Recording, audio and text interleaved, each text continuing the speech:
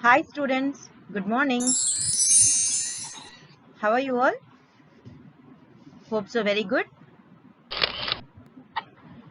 Till yesterday we have learnt about the concepts of motion.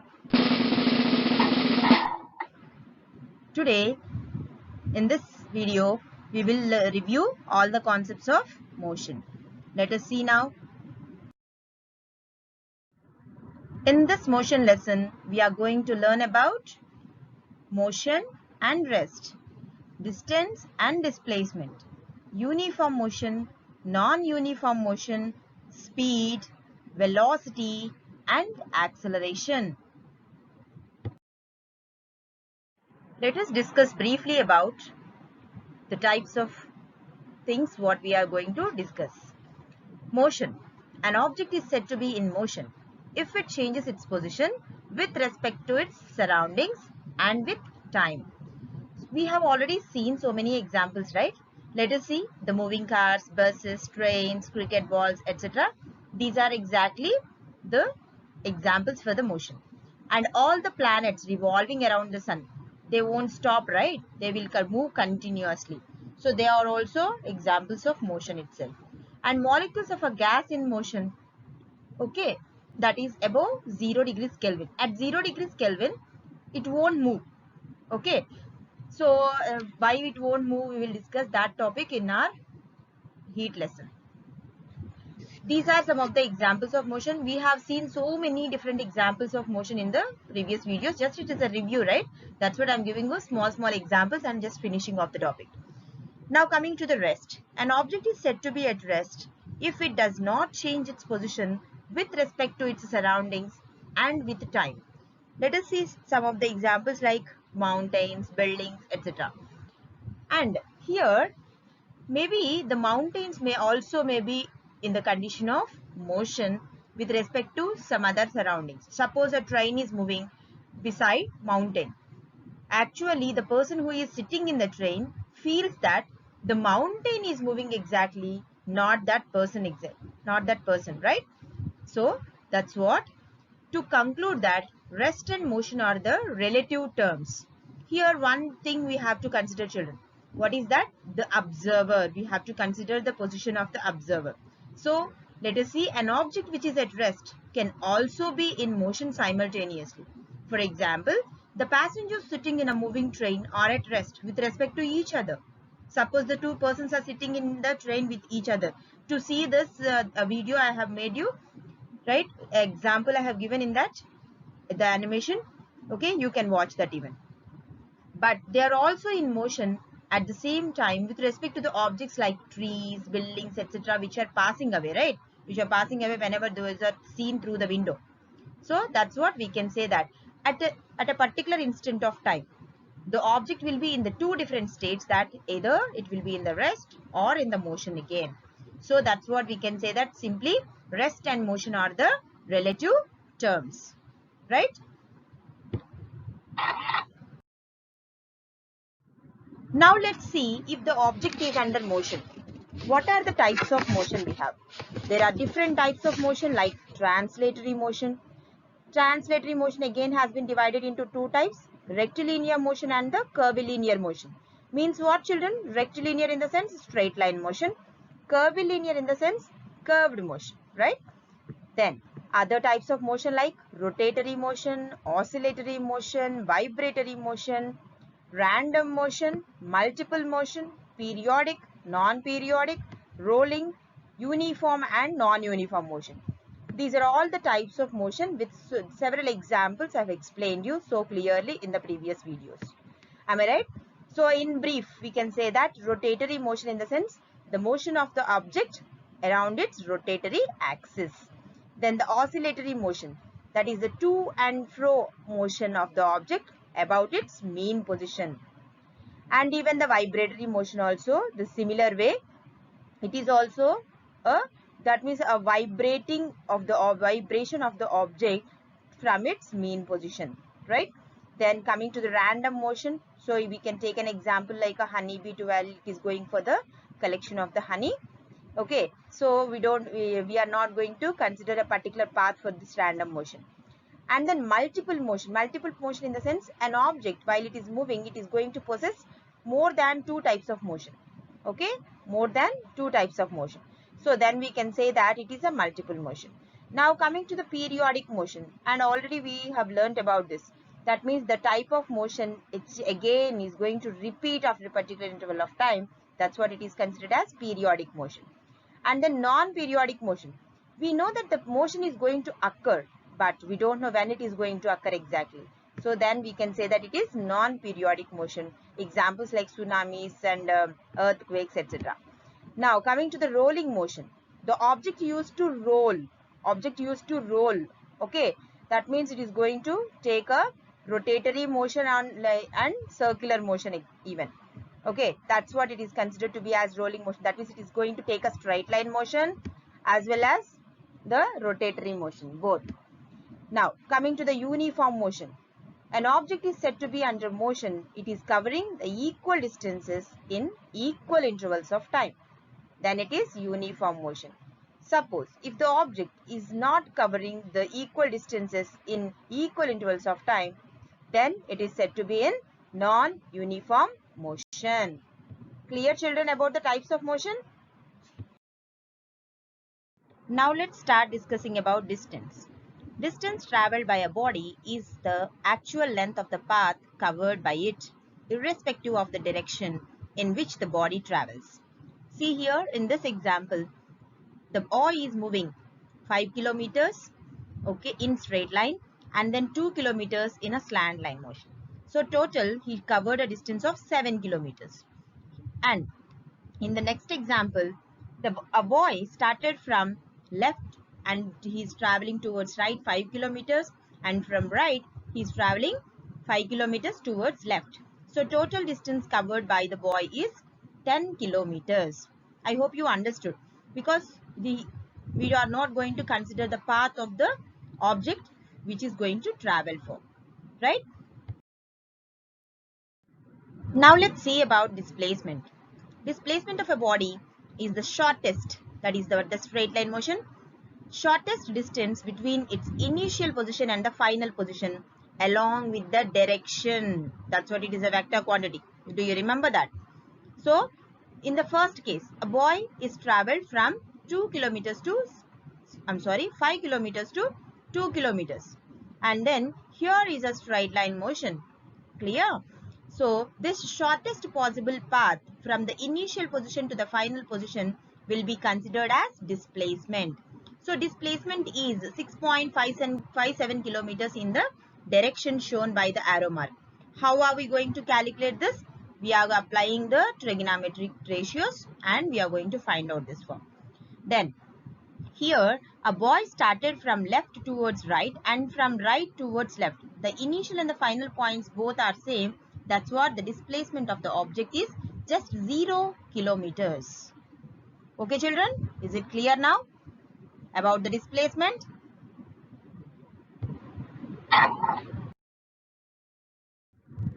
Now let us compare the two things of distance and displacement over here.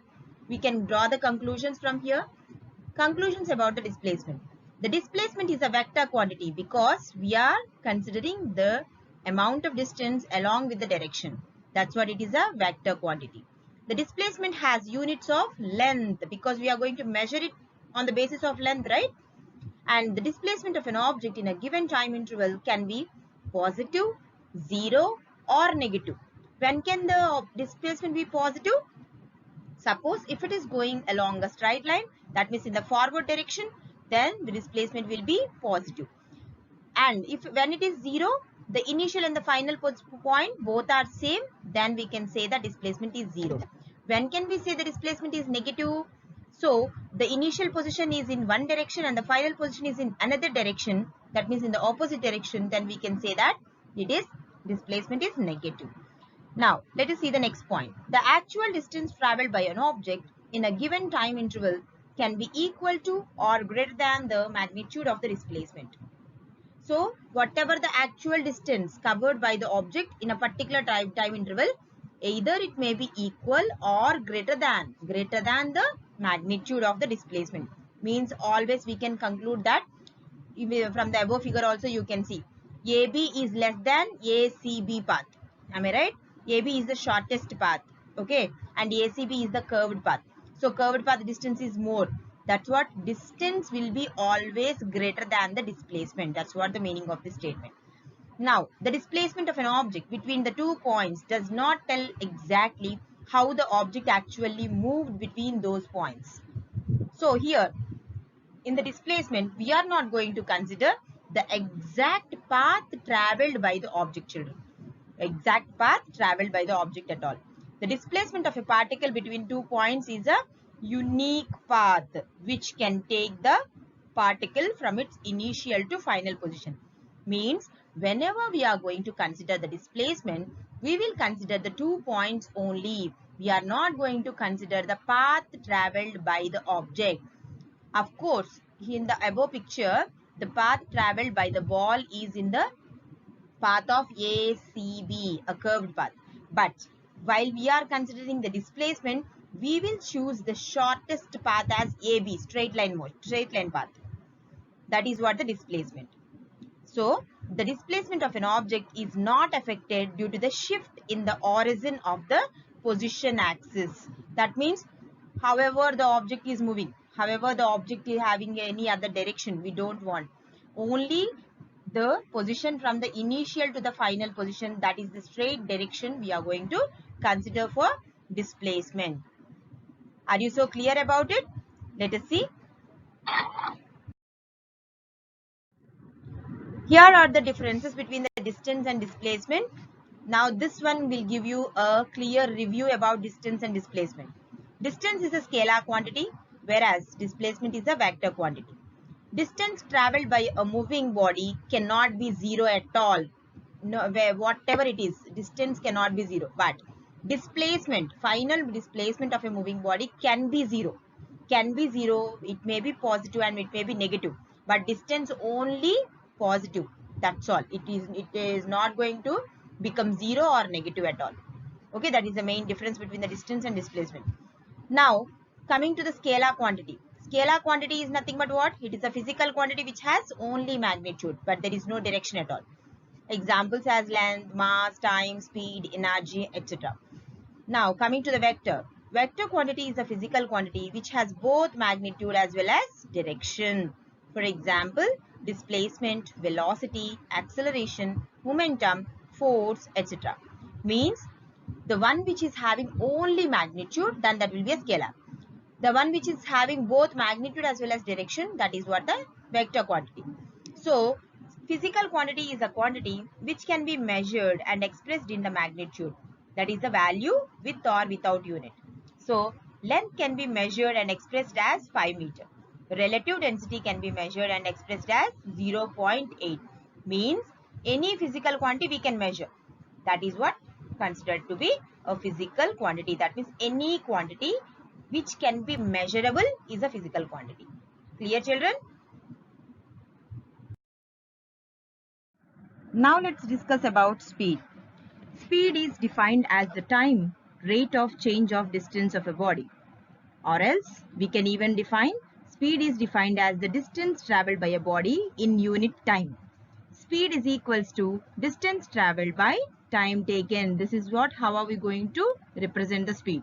If a body travels a distance s in a time t, then its speed v is given by v is equals to s by t. So here some of the points to be noted about the speed.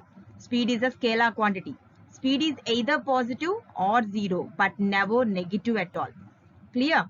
So speed of a running car is measured by speedometer. That means the speed value are going to measure the speed. We have an instrument in our vehicles, right? That is speedometer. So speed is measured in centimeter per second. These are the CGS units, children. Centimeter per second are the CGS units. And coming to the meter per second are the SI units of it. And kilometers per hour is nothing but it is in the practical unit. It is a practical unit, I already told you. Whenever a larger distance with respect to time taken should be noted, then we will use this practical unit. Clear? Now let's see. Coming to the uniform speed and non-uniform speed. A body has a uniform speed if it travels equal distances in equal intervals of time, no matter how small these time intervals may be. Okay, equal distances covered in equal intervals of time. In the same way, equal distances covered in the equal intervals of time, in the sense it is what? Uniform motion also, right? So that's what the speed to be calculated according to the distance versus time, then it is uniform motion. And the variable speed, that is in the sense non-uniform motion, children. A body is said to be moving with a variable speeds if it covers unequal distances in equal intervals of time.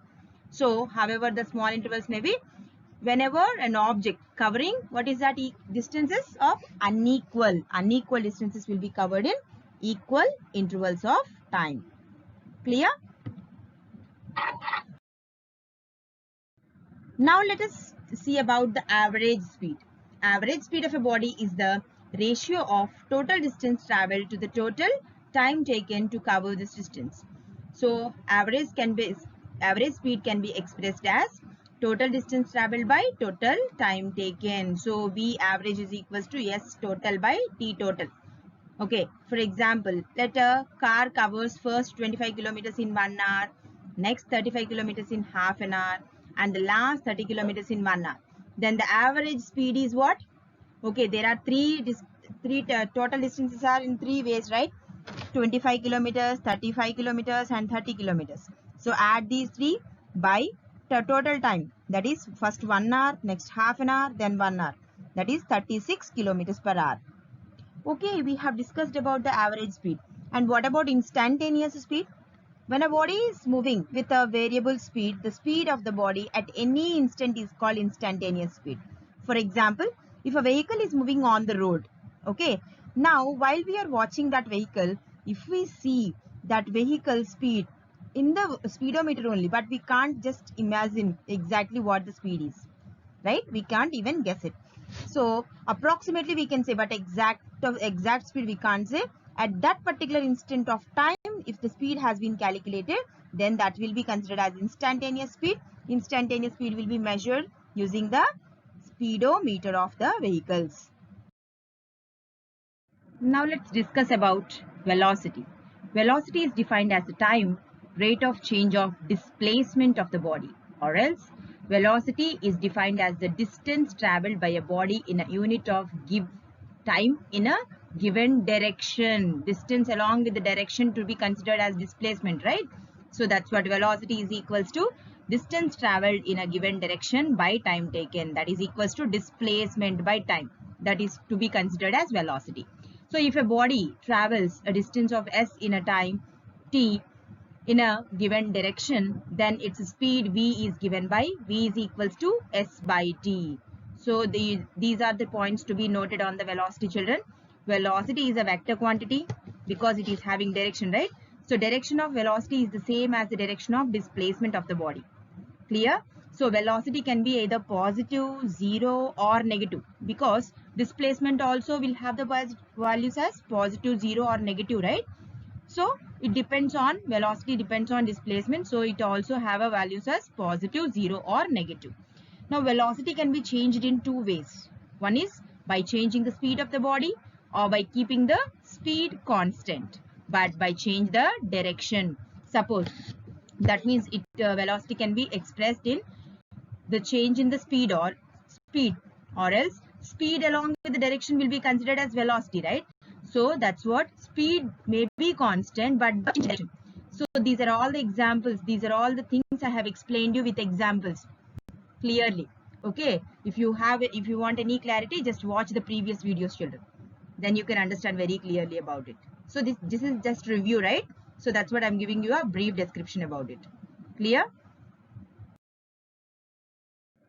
Now let's see about the velocity. How are we going to measure? Velocity is measured in centimeter per second in CGS system of units, and meter per second in the SI system of units, and kilometers per hour are the practical system of units. These are all the units which we have already seen in speed. So speed and velocity both are having the same system of units, but only thing is the direction. That means velocity is a vector quantity and speed is a scalar quantity. So velocity, when can we say it is a vector quantity? Because speed along with the direction we are going to consider, right? That's why.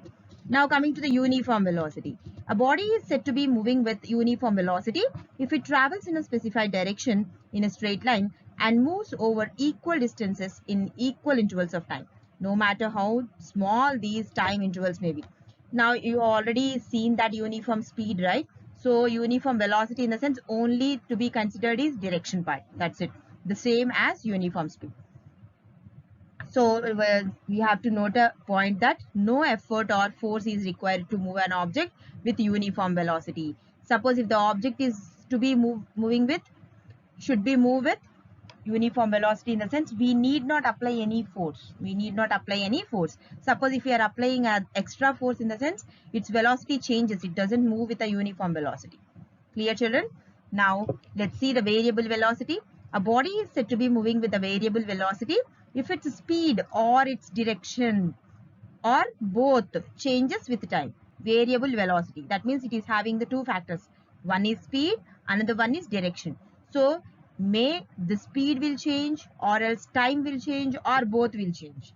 That is what it is going to be considered as variable. Variable in the sense varies. There will be a change in the velocity.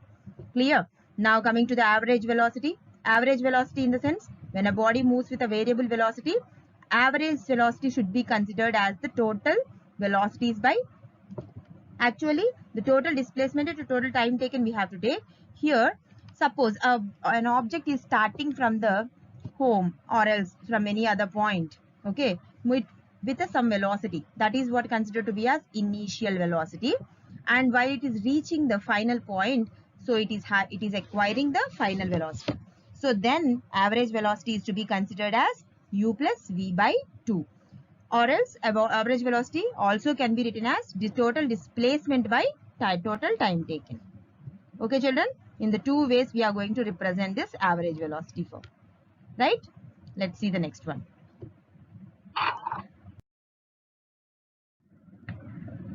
Coming to the instantaneous velocity. When a body is moving with a variable velocity, the velocity of a body at any instant, that is called instantaneous velocity. We have already seen that instantaneous speed, right? Speed in the sense we doesn't consider the direction. Here in the velocity in the sense at that particular instant of time we are going to consider its speed in a particular direction. That is what its velocity. Now let us see the differences between the speed and velocity, children. Note down all these points. Speed is the time rate of change of distance of a body. Velocity is the time rate of change of displacement of a body. Clear? Now speed tells nothing about the direction of motion of the body, because speed does not have any direction, right? That's what it won't tell about the direction.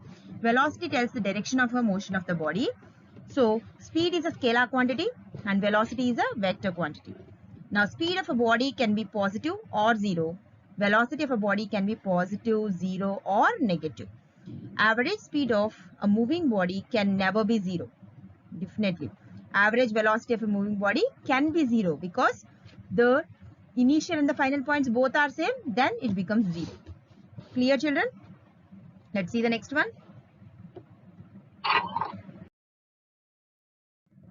Let's see this acceleration part. Acceleration is defined as the time rate of change of its velocity. See here, one is dependent on the other.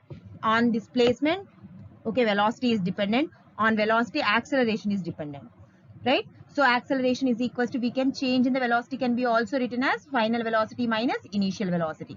So that's what A is equals to V minus U by T we can write. So some of the points to be noted are acceleration is a vector quantity.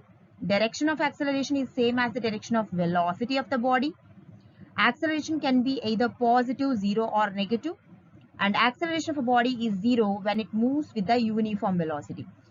Children, I am not going to explain more again and again about this either positive, zero or negative. You just keep in the sense that if it is a vector quantity, its value may be positive, zero or negative. If it is a scalar quantity, the value will be always positive. That's what I'm not going to repeat these points, I'm just reading it out. Okay, acceleration of the body is zero when it moves with the uniform velocity. If there is no change in the velocity, final velocity is equals to initial velocity, both are same, then if there is no change in the velocity, that's what acceleration becomes zero. Am I so clear, children? So the measurement of acceleration, let us see. Acceleration is measured in centimeter per second square in the CGS system of units, meter per second square in the SI system of units, and kilometer per hour square is the practical unit, right? Now let's see uniform acceleration. A body is said to be moving with a uniform acceleration if it travels in a straight line and its velocity increases by equal amounts in equal intervals of time. Uniform in the sense what? Equal amounts and equal intervals of time. Clear? That's what uniform in the sense we are not going to consider any unequal things. A body has uniform acceleration if its velocity changes at a uniform rate. Where the change in the velocity will be continuous according to the time factor. So then we can say that it is a uniform acceleration. See here there are examples. The motion of a freely falling body is in uniformly accelerated motion. Suppose if you have dropped a ball, it will reach the ground while it is moving towards the ground. That means it is accelerating with continuous speed. At the starting it is having some speed and last it is not, it is having some other speed, not like that. Clear? Now even the motion of a sliding block on a smooth inclined plane is also uniformly accelerated. There is a slopy surface. Okay, if we have left the object on that, then it used to move slowly to the down. Clear? These are examples of uniform accelerated motion.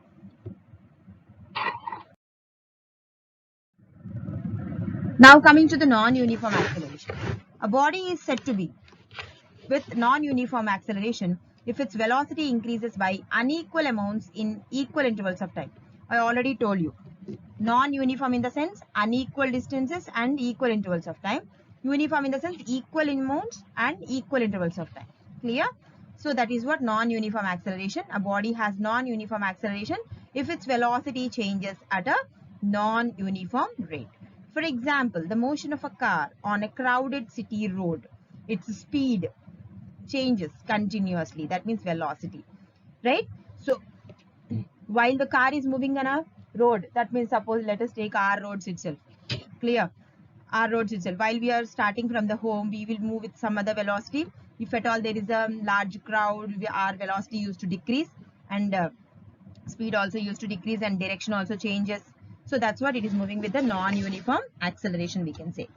So coming to the retardation or deceleration, there is negative acceleration. I already told you the types of accelerations, right? So here I am talking about negative acceleration. A body is said to be retarded if its velocity decreases with respect to time. When it goes to when it is having the decreasing velocity, a car is decelerating to come to halt. That means it is going to stop, suppose. So okay, we have reached the final point. That means we have started from home and we are just going to a temple or something. Okay, while we are reaching the temple, we used to decrease our velocity and slowly comes to rest, slowly comes to stop, right? So at that time we are going to have the non-uniform acceleration.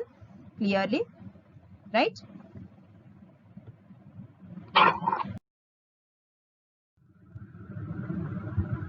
That's all the end of the show, children.